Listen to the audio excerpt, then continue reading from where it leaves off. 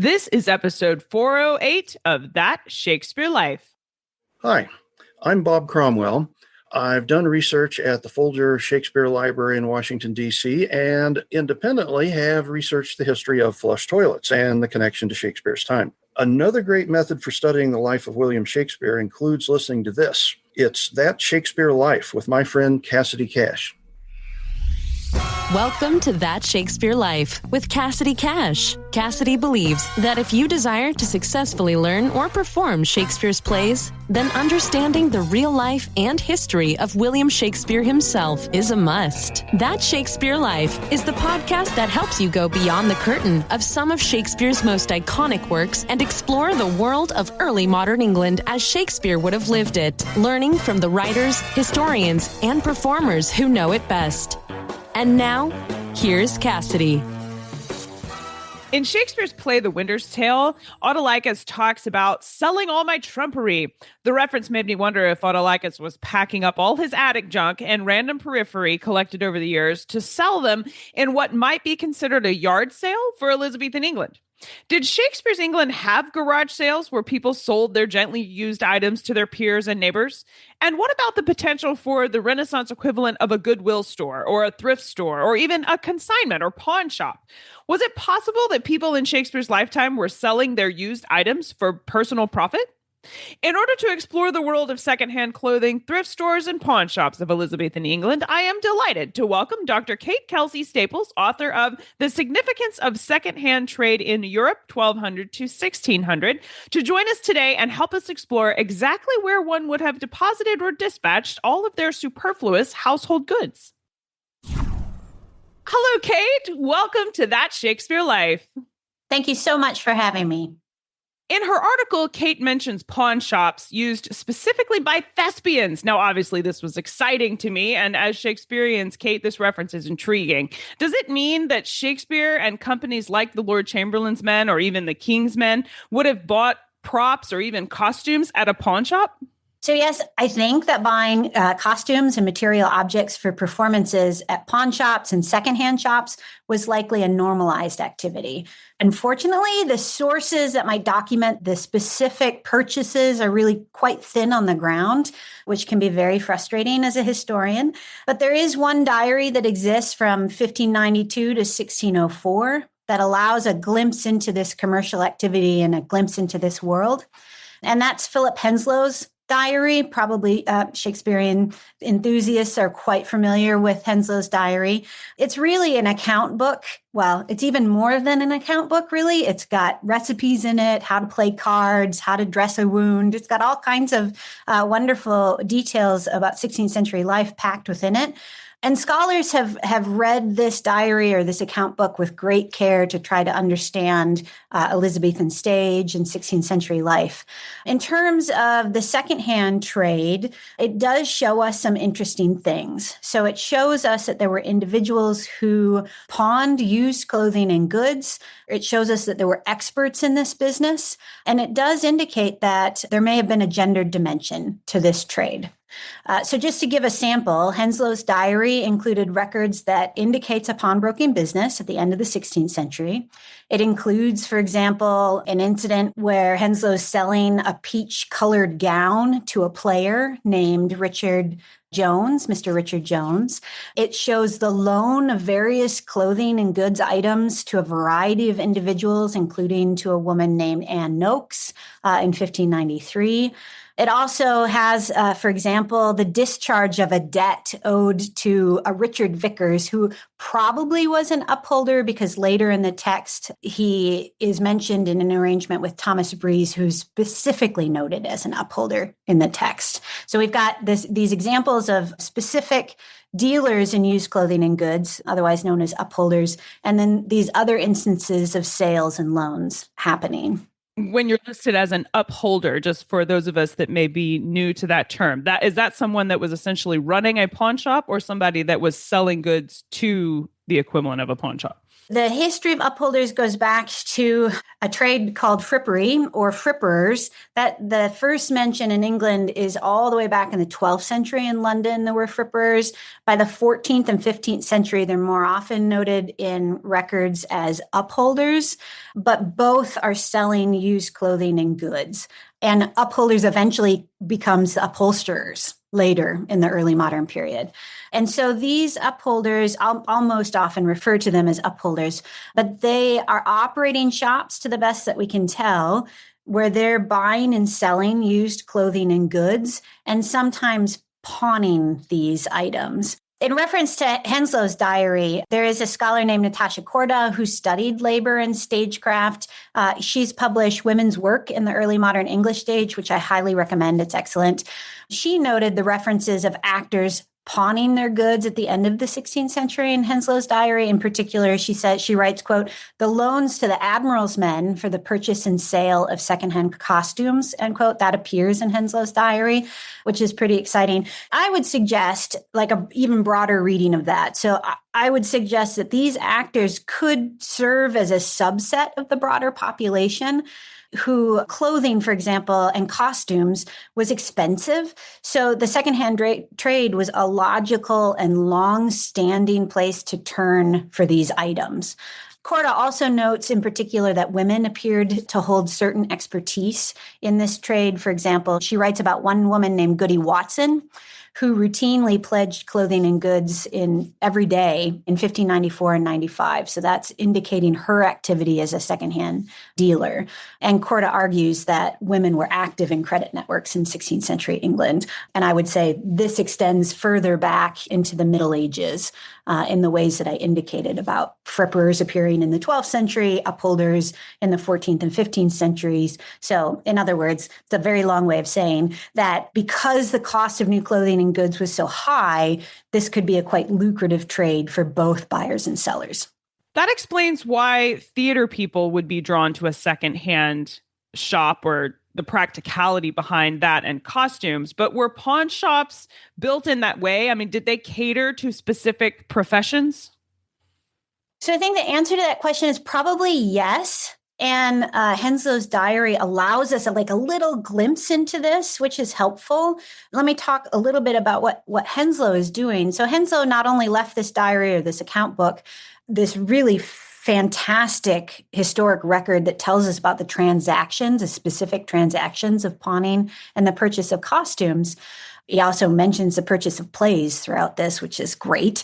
But he himself was very influential on the theater scene in Shakespeare's time, right? So he owned the Playhouse The Rose. I would suggest that we lean on this context pretty heavily to understand why actors frequented his shop or conducted business with him if he didn't have an actual shop in particular. So in other words, yes, I would say there most certainly was likely to be specialization in secondhand shops. And I think that's what we see exactly with Henslow because of what else we know about Henslow. We don't get that in a lot of other sources, unfortunately. I think it is not a huge leap of faith to understand that shoppers in the 16th century in London would have relied on these networks of knowledge and business associations to navigate the marketplace in front of them. What do we know about how secondhand shops operated? I mean, were they pawn shops, consignment shops, or thrift stores, which have operational distinctions between them? Or maybe it varied depending on who was running the particular shop. I think one of my main questions is when they're doing this pawning of things, were people getting paid in money for whatever they brought to the shop, or were they sometimes trading for other goods? Was there ever any kind of commission structure where I'm going to give you this and you're going to go sell it and then we split what we make? Do we have any of those details from these records? So we have some, not as much as we'd like, perhaps, but we do have some. Never as much as we'd like. Yeah, exactly. And I think you're right that secondhand shops would have varied by trader, resources, location, and the like. So there's lots of variables in answering that question. But there is a court record from the 1530s from the Court of Chancery that I think can help us understand what the inside of a secondhand shop may have looked like and how it may have operated. In this court record from the 1530s, two men appear. Their names are John and Michael. This takes place in Bristol And essentially, it's a simple court case in the sense that John sues Michael for not repaying a debt of £9, and Michael denies it. That's the basics of it. But as the court case unfolds, there's more context that's provided so that the Lord Chancellor can understand the debt dispute and issue a judgment, right? And so as this information is provided, we find out that John is a secondhand dealer. He's labeled as an upholsterer in the records, so somebody who's selling used clothing and goods. And we learn that the debt in question was allegedly made between his wife, Anne, and Michael, while John was away at a fair in Wales. So he's off at a fair buying and selling goods for his shop. And the record actually says he's selling his wares, quote, for to get his living, end quote. So it also becomes clear that Anne loaned Michael £10 from the sale of John's goods in his house. That's the word used in the record. Essentially, she's loaning £10 to Michael from his inventory, from the profit of the sales in his secondhand shop. And most of the dispute is not about these details. I'm just pulling them out because that's what I'm interested in. Most of the dispute is about how much Michael had repaid, whether or not this was the correct court in which to hear the case. There was arguments about that, whether the debt amount was the right amount in the first place. And there's no resolution, which is not uncommon. But I think that's okay, because I think that we learned two important things from this court case from the 1530s in terms of understanding how secondhand shops may have operated. So first of all, it's clear Anne managed the shop alongside her husband. And there is mountains of scholarship now to suggest that women were actively engaged in trade in the medieval period and the early modern period in Europe. So this isn't surprising, but I still think it's important to note anyway. And then second of all, John mentions the goods not by name, but that they were sold out of his house. And this shared space of house and shop was very common in the Middle Ages, in England anyway. So sometimes there were shops or what are called in the records rents at the front of a house. So that would have been like on a main thoroughfare, say in Cheapside in London. But in other cases, the distinction between domestic and public space would have been far more permeable. And I think that's what we're seeing in this case. So then, starting with this case, I would offer a few more sources to help us understand what they were selling, because the case doesn't tell us anything about the objects that they were selling in their shop, right? So if we back up a few decades to the 1470s, the Guild of Upholders in London lodged some ordinances with the city.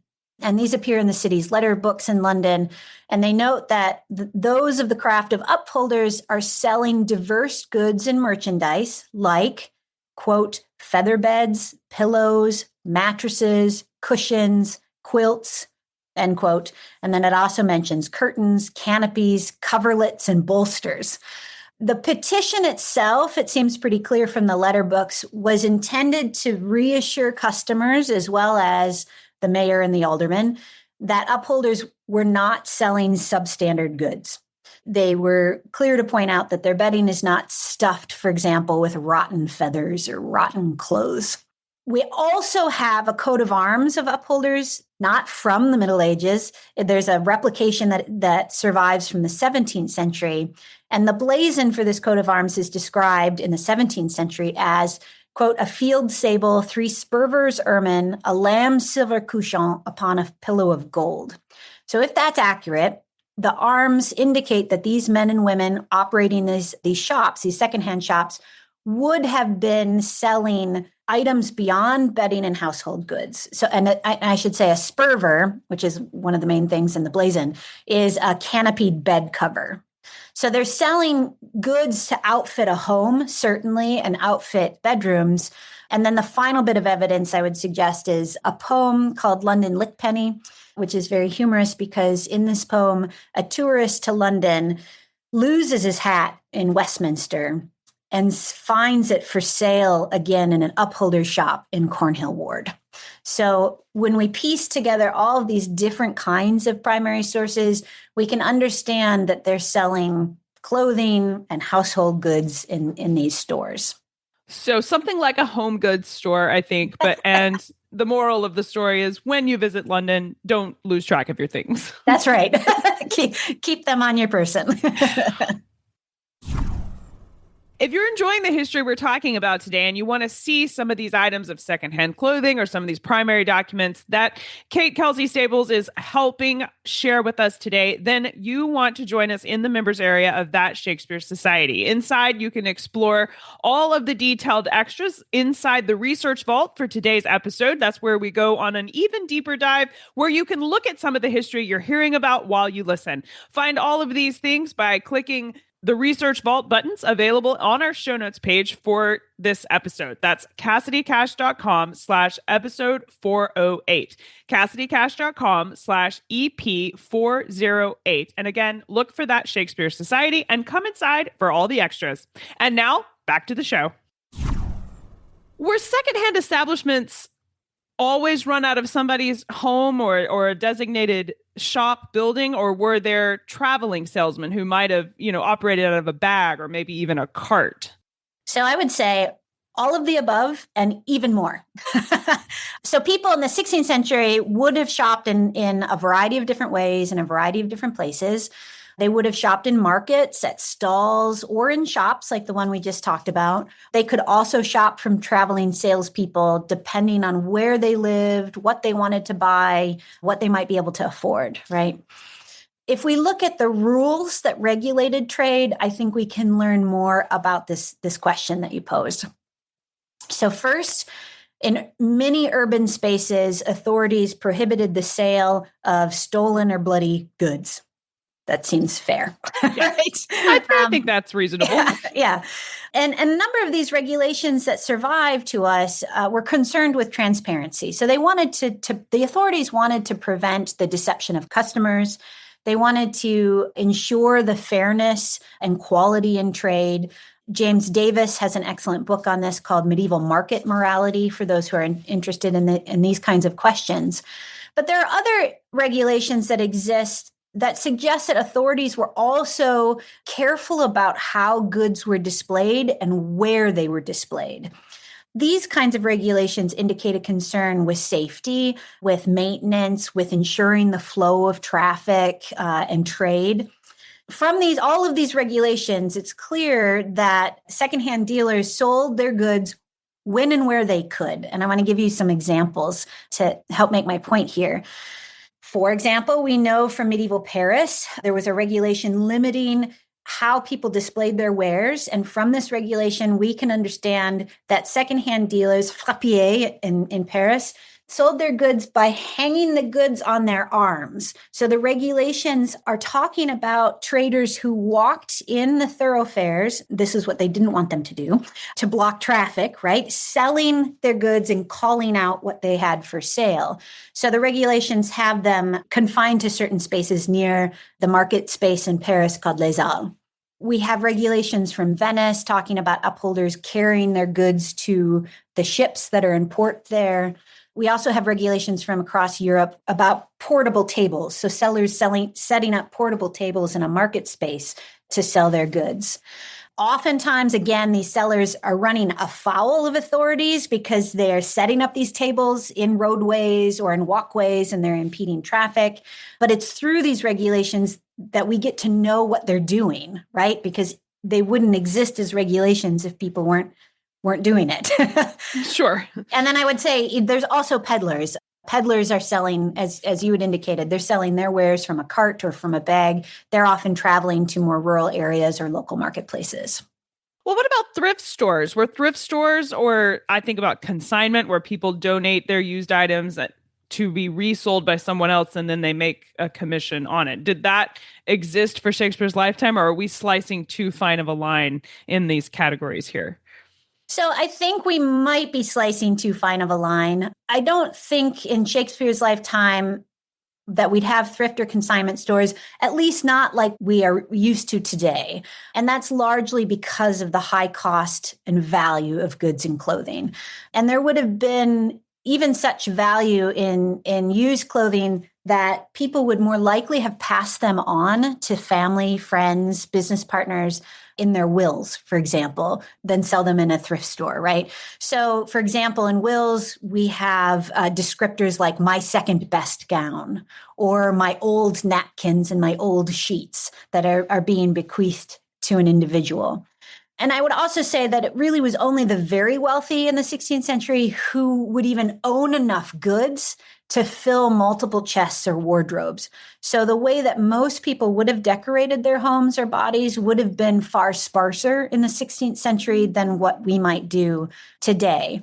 But I'll add a caveat, and that is that there is change over time. I feel responsible as a historian to say that.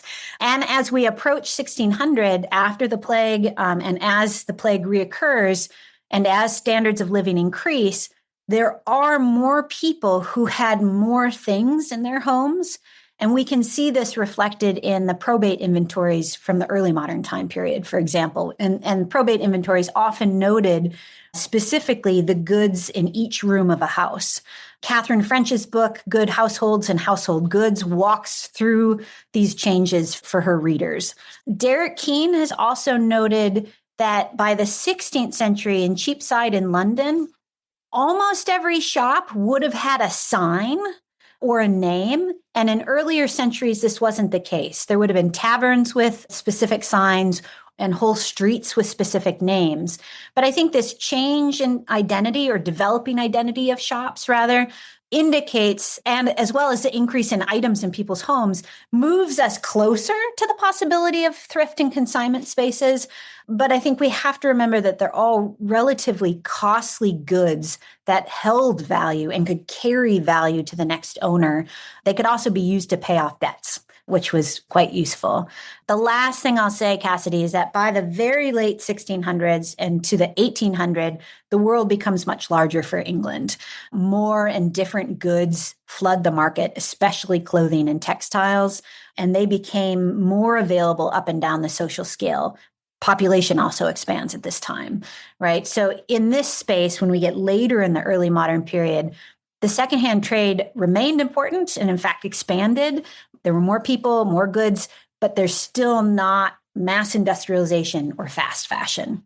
There's a real entrepreneurial spirit here with this whole secondhand trade, especially what you're saying about having a shingle outside your house when you want to open your shop. But you also mentioned before a guild of upholders. So I'm wondering if in general, these shops would have been run by individuals who would just pick up this trade to provide, as John did in the Chancery Court record, for his living, or if there was an oversight or even maybe employment of secondhand shops by a larger guild or company. Did you need some kind of license or special permission to run these sorts of businesses? Or could you just decide, hey, I'm going to make some money on the side by reselling things somebody else doesn't want? So I think probably the answer is yes to both, but that you were supposed to work within the guild structure.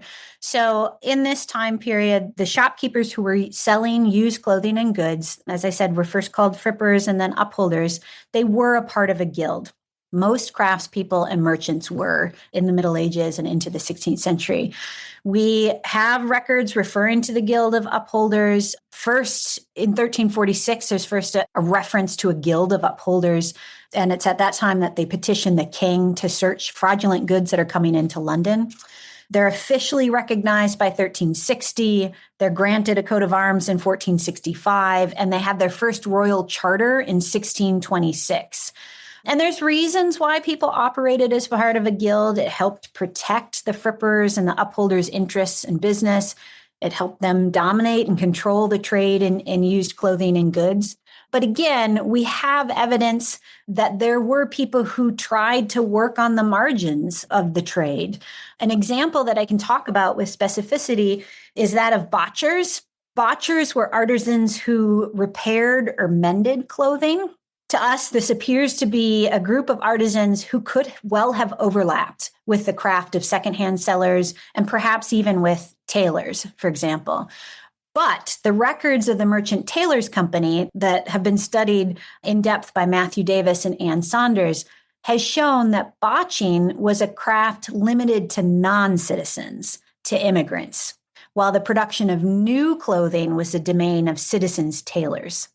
So the fact that there is an attempt to regulate the boundaries of the trades, again, suggests that there's some gray area where people are buying, selling, mending, reusing, pawning. All of this activity is happening.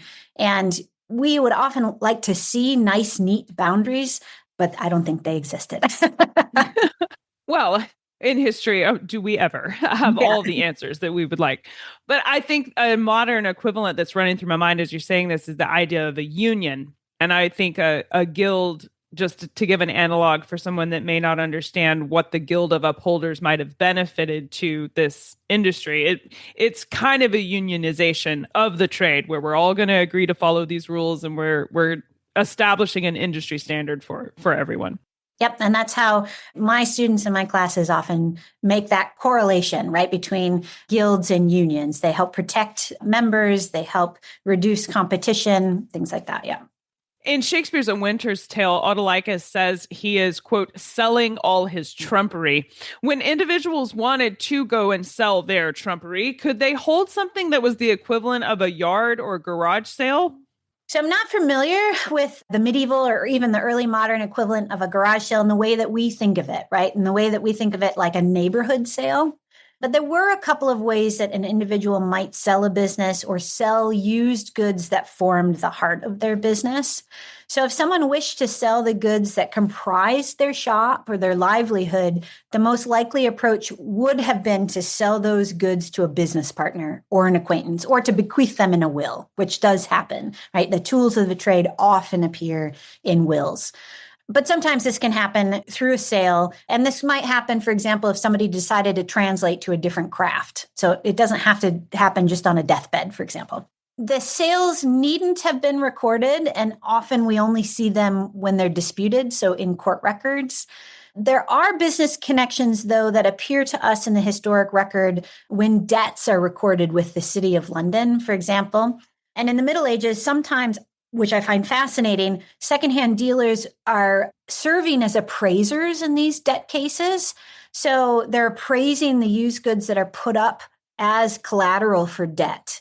And it's clear then to me in these communities, if we think of garage sales as community activities, it's clear to me in communities that secondhand dealers are providing expertise to their neighbors in this way.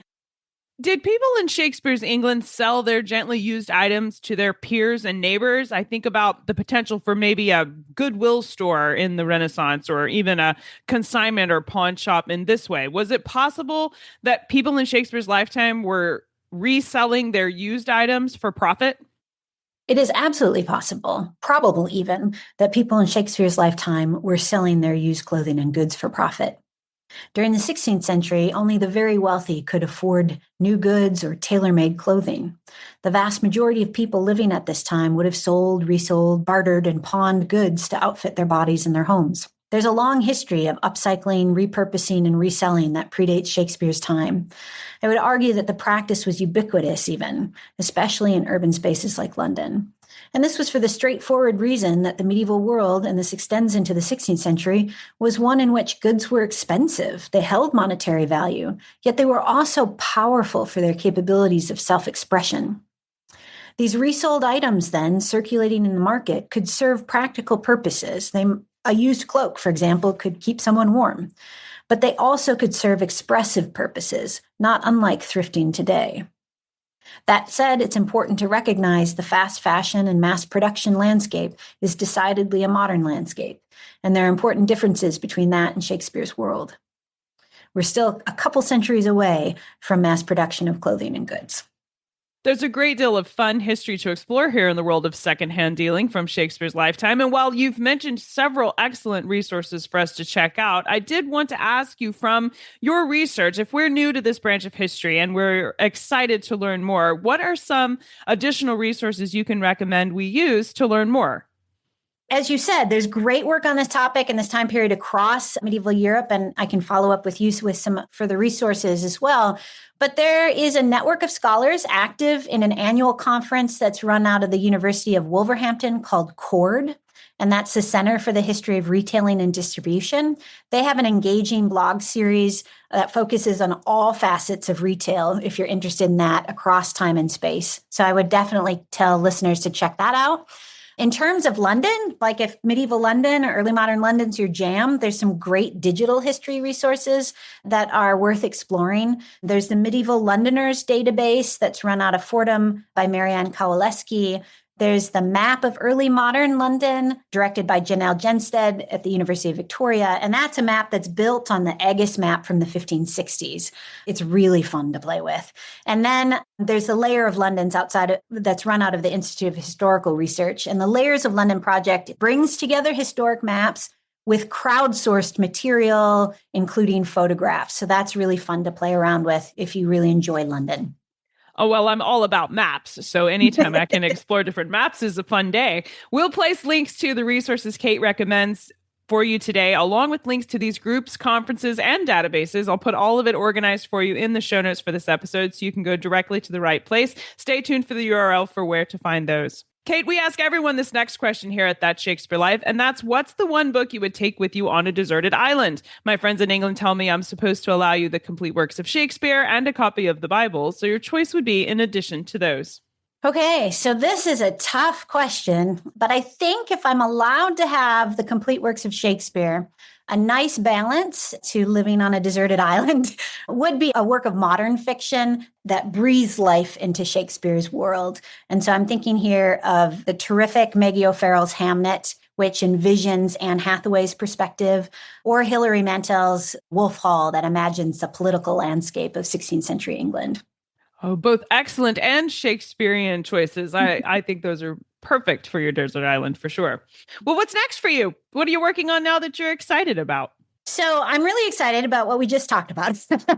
I'm working on a book-length manuscript project that explores this topic specifically. I really enjoy thinking about and uncovering, to the best that we can with the sources that we have, how most people would have engaged with the marketplace. So exactly what we've been chatting about: selling, shopping, reselling, navigating, bending regulations, bending gender expectations, pawning, all of these things. And just like I had indicated, because new goods were so expensive or relatively expensive, but still so powerful for the ways in which they could communicate like social aspirations or political ambitions, I think the world of secondhand clothing and goods allows us an entrance into that exchange with most people. So the book's main focus is going to be to explore the ways that this trade, which is often described as secondary, was really central to the medieval economy, considering both the perspective of the seller and those doing the shopping. So I hope to have this finished and wrapped up in the next year or two. And in the meantime, I really enjoy teaching about medieval London and medieval and early modern England. Your work is so in-depth and it explores such a practical aspect of life. And I love how much of the primary sources you're able to dig through, and you just strain out these little nuggets of history that are just little gold flecks to inform us about life in this lifetime. I'm looking forward to what you uncover, and I wish you the best with your project. This has been a really fun look at the world of secondhand shops and the entrepreneurial spirit that existed in Shakespeare's lifetime. Thank you so much, Kate Staples, for being here this week and helping us look into the court records, Hinslow's diary, and other fun places to learn just that much more about the life of William Shakespeare. I appreciate you being here to share it with us. Thank you so much for having me. All of the resources and information that Kelsey Staples has recommended for you today on secondhand clothing, thrift, and pawn shops for Shakespeare's England, as well as more information on Kelsey Staples' work, is listed in the show notes for today's episode. You can find these at CassidyCash.com/episode 408.